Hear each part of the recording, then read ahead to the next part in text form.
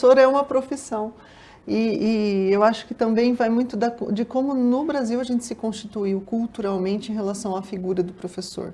Né? Porque a gente teve lá aqueles mais de 200 anos que eram missionários que desenvolviam o processo educativo. Então, os jesuítas. Isso, os jesuítas, e ficou incutido ali. A gente teve um vazio ali no período imperial, um vazio educacional. E a gente caminha até no século XX com uma profunda dificuldade em visualizar o professor como um profissional.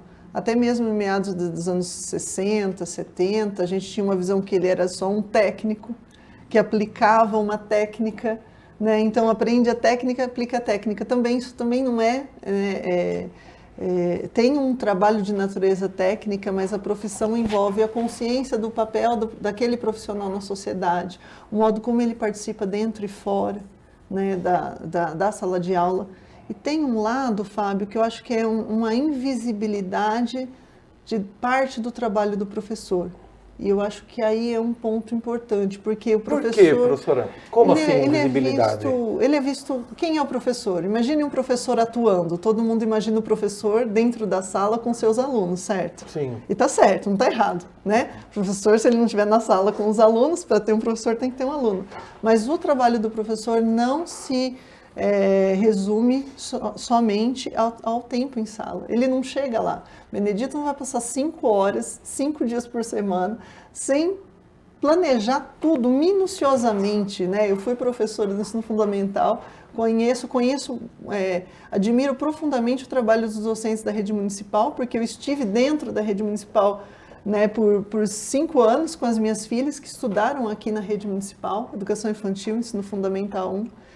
É um trabalho minucioso e exaustivo. Você vai planejar, e aí você entra a sua habilidade profissional de planejar, selecionar os recursos, preparar esses recursos, depois aplicar, depois analisar a aplicação, analisar os efeitos, avaliar, reprogramar.